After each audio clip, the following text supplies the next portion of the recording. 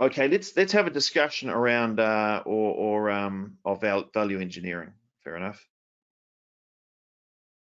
Behavior. What are some ideal and not ideal behaviors? What sort of behaviors do you want? I'm going to give you one here that to me is essential for an ideal client. They refer. They're a referrer. I'm just going to put refer, and testimonials. And they, yeah, well, okay, so that's a start. What other behavior do you want from these people? Negative mindset, client who thinks they know it all and they know better. Yeah, we've got the know-it-alls. We've got that on the list. Responsive, okay. Responsive, meaning, yeah, they act fast, make decisions fast. Good sense of humor, someone said, right?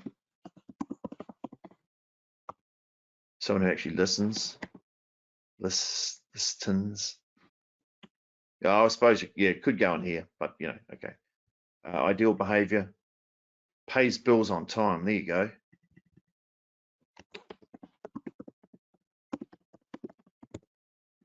Pays bills on time. That's a good one.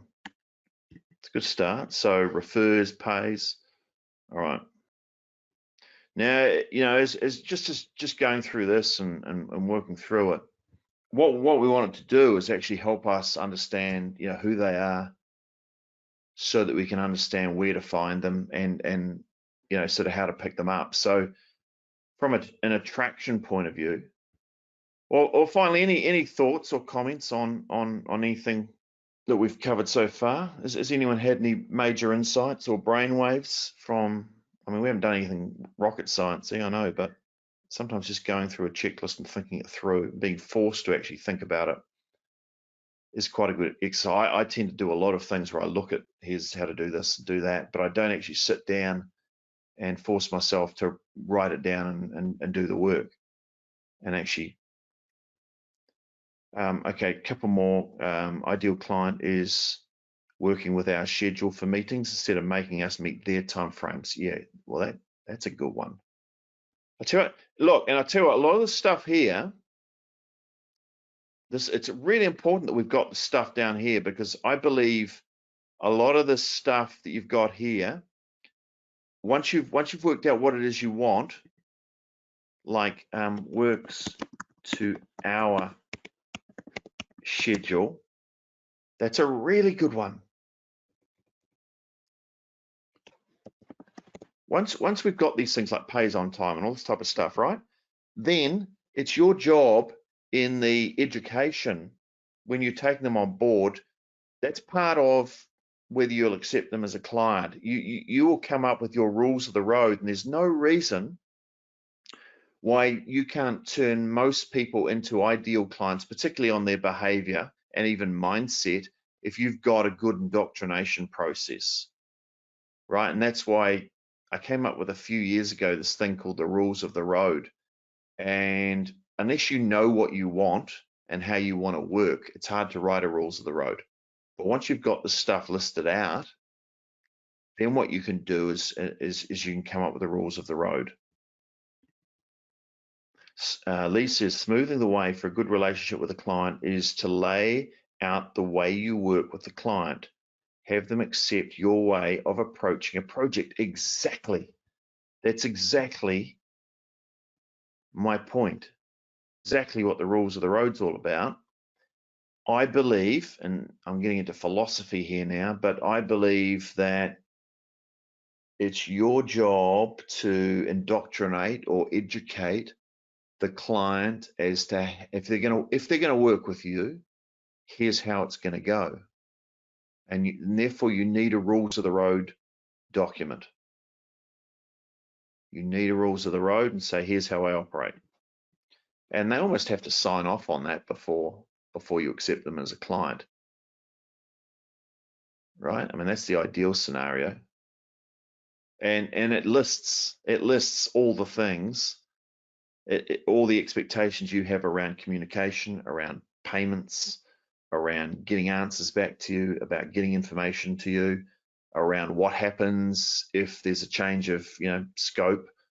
What happen, you know, things like I can delay the project can be, you know, if you delay getting an answer back to me by 2 weeks, then I can push the project timelines back 2 weeks. Well, I think that's so clever. Yeah, and they sign up to this all up front, right?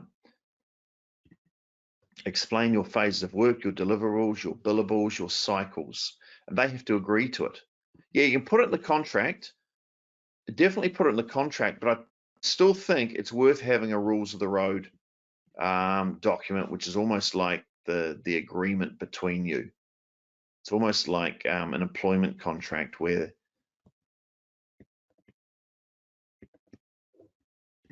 they are okay. So we take what we've got from our ideal, and we have a think doctrination. So one thing we can do is we can take all that stuff that we like and that we don't like, and we can kind of put it into some sort of rules of the road, or, you know, it could be in your contract, but your contract's probably big enough as it is. I'd be separating it out into a separate kind of a rules of the road thing, which is not necessarily contractual, but it is your agreement between you as to how you're going to work together, right? And so this would include, it would include all that stuff on the other side, right? It would include all the stuff over here that you want them to have, particularly in the behaviors as well. Not so much the mindset, but certainly in the behaviors. There's no reason. I mean, I've seen examples of, I'll tell you what, I'm going to read one out for you. This is, if I can find it. Oh no, where is it? Patty Lund letter. Okay, so I'll read you this letter. It's kind of long, but, and I'm happy to give you a copy of this actually if you want. Tell me what you think about this. Okay, because I suspect Patty Lund has done a similar exercise to what we're doing today. And then what he's done is he's kind of created this letter.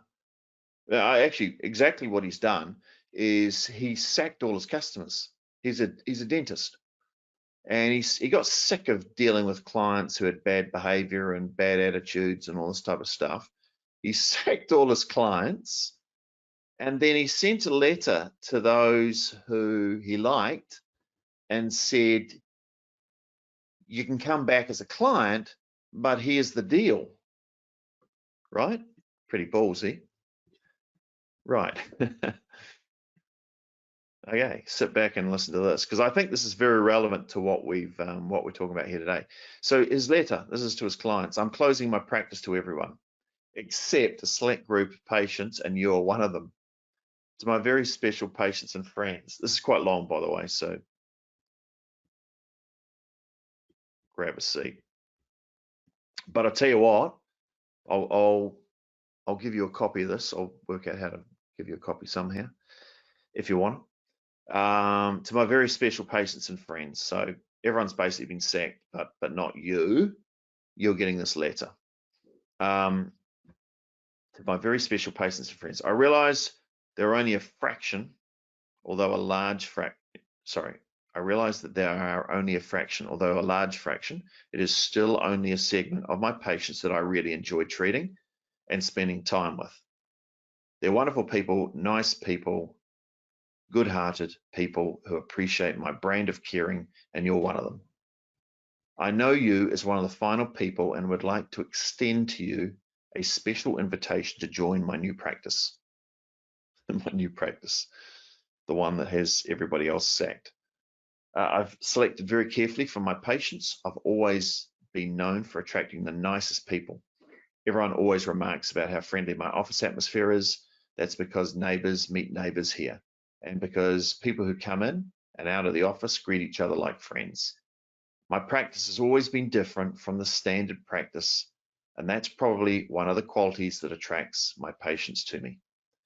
It's likely the reason you're my patient. You know I'd do anything I can for you, and you know that I really care about you. I admit to not being perfect. While I may veer from perfection, I will never misguide. While I may err on the side of safety and reason, I will never let you remain displeased, uncomfortable, or unhappy about your smile. This guy's a master marketer. Let me just say that. You've already benefited from my brand of treatment, so you know the gentleness and the soft music, the warm colors, the photographs, the lack of hurry up, and the emphasis on individualization and how I appreciate the specialness of each person like you. That's why I've decided to change my practice into one that only accepts nice people. And I want you to be one of my patients. I want to continue to be your dentist. I'd rather have someone like you than anyone else. It would be my pleasure to have you as one of my pasts and part of my new practice. There's a little bargain I'd like to run by you. And one part of the bargain is that I owe a lot of things to you because you are my patient. I expect to provide you with the kind of care that will prompt you to tell your friends about me.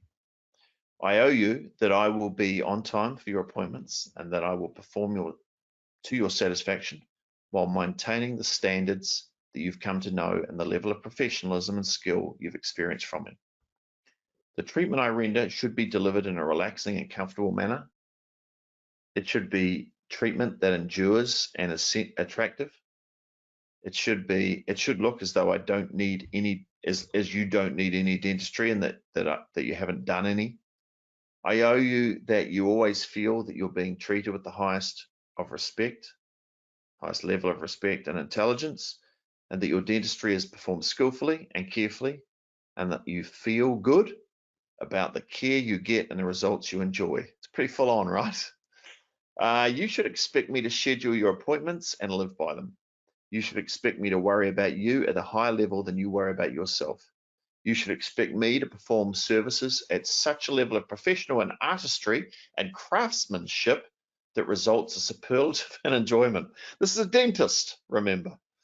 You should expect me in no way, shape, or form render any pain to you, and be gentle and respectful.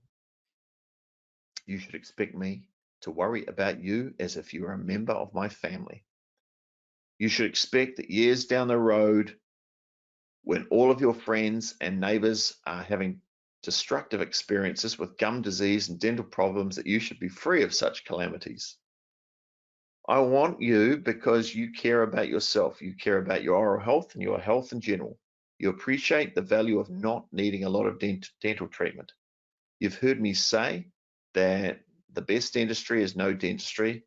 When something must be done, it's always best to treat it the best way the first time.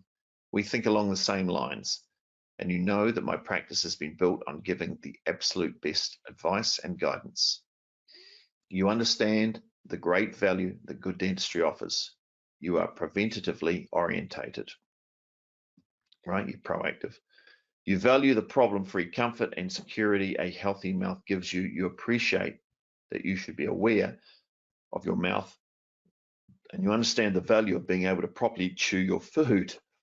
You understand that a mouth without teeth develops that sunken look, a sign of old age, and you know you'll prevent that from ever happening to you. The people you work with and associate with are people like yourself, and that is the kind of person I want in my practice. It makes such a wonderful atmosphere for all involved when those people are nice people. The best source of such people is from people like you. Now here he goes. He's going in for referrals now. In fact, one of the changes that go along with my special invitation to you is a leap of faith. In return for providing you with the things I mentioned above and so much more that I know I offer and provide, one of the things that will keep this kind of practice in motion and is expected of you is that you revere and treasure the importance of your teeth and your oral health and your oral hygiene, and you respect the fact that we're in this together to keep your teeth solid and enduring and comfortable and in your mouth and healthy for your whole life. I expect you to schedule with me and honor appointments on a regular basis to take good preventative maintenance. When you make up an appointment, you should show up on time. You should make and keep regular appointments to assure that your teeth and gums remain healthy and never need dentistry on a large scale. Being late will cause a problem not only for the timing of your appointment, but may affect the next patient's timing. If you must change an appointment, please give me at least 48 hours notice so someone who needs me can be seen promptly. I want to be your friend, and I want you to be my friend. I want you to care about me at the same level I care about you, right? Have you ever written a letter like this to a client? And I don't want our relationship to be just professional. I want us to care about each other at a deep fraternal level. I want to know about your family. I want to know about your life. I want to know about your hopes and dreams. I don't want to just think in the limitations of your mouth. I don't ever want you to pay me for anything you don't feel that was provided at the level of competence and comfort that you expected, that was not. If I do provide that level of treatment, however, I expect you to tender payment on the day. I do not want you to send your bills or worry about you when I would rather concentrate on your dentistry, right? I don't want to have to send you bills and blah, blah, blah. So, he's covering off his rules of the road, really, isn't he? All these things that, blah, blah, blah. He's got them all covered in this letter. Don't worry about old Paddy Lund. If you are satisfied and I perform the way you expect in the first session we have together in my new practice, a requirement of being my patient is that I expect between then and a month from then that you refer to me at the very least 2 patients of similar, comparable caliber and quality and value systems as you, because you habitate with the kind of people I want as patients. You are the best source. When I say refer me, I don't just want you to give me their names. You must talk to them and extol my virtues. You must basically compel them to call my office and make an appointment to interview me. When you send your friends and relatives to me, I can concentrate on the dentistry and not devote efforts to finding new patients by keeping those costs down. I can keep your costs down. If you fail to do that, I'll have to charge you more, because it means I'll have to expend more effort and money in marketing my practice. Dentistry, to some people, is a scary thing until they know that they can be treated kindly and generally. They just may not realize what you have, terrible reading, what you know to be true. You can do a great deal to calm someone before they ever meet a dentist who cares. If you tell them the truth about me and I deliver what I promise, that person will no longer be fearful of seeking regular care and will be much better off for it. Also, it will solidify their trust in your advice and guidance. If you come to me, I will keep your teeth in your mouth healthy for the rest of your life. You will not have to wear dentures. You will not have to be anything but maximum attractive. If there's a problem, I will keep it cosmetically beautiful or handsome or distinguished and proud and confident, because you'll always be proud to open your mouth because you'll know you look great. You'll always feel great. If there is a problem, I will take care of it in a way that will never come back to haunt you. It'll be done right, and it'll always be done the same way I would do it for my own family. When relaxation and comfort and design all come together, you'll find the results and benefits to you are magnified, and that you're highly advantaged, and that you're more secure and healthier. I hope you'll accept this invitation, become part of my new practice, and become part of a group of people who are not average and who are not treated like average. This is dentistry at its full power and impact, right? It's private practice that depends on the integrity of individuals, and the results are dramatic, and the foundation is real and structured from goodness and honor, from dignity and virtue, and from substance of things that are cherished and wholesome. This is a practice that is driven by what's best for you, and the emphasis is on you and your needs and wants. It's not driven nor directed by the terms of dental insurance contracts, nor the complacency of routine. Everything is coordinated for your specific circumstances and resolves around the best approach for your short and long-term success. I look forward to seeing you and deepening our relationship from more than just a single dimension of your teeth and gums. I want to know you from a person point of view and establish a relationship that means more to me than just doctor-patient relationship that we have, as strong as it is. I openly and warmly welcome you to my new practice and thank you for being my patient. Right. Well, how about that? Can you imagine taking this? Imagine if you had to take this and just say, right, the exercise is you've just got to adapt this for your own business, keep it the same, just take any dentistry stuff out of it and send to your next client or potential client. Pretty extreme, right? But you know, it's an extreme example of the type of thinking I think that is required to have a referral business and to have client, you know, as part of the indoctrination process really for Paddy Lund. Paddy Lund was an Australian dentist. Some of you may have heard of him before. How about as a supplement to the contract? Yeah, it could be. Could be a supplement to the contract.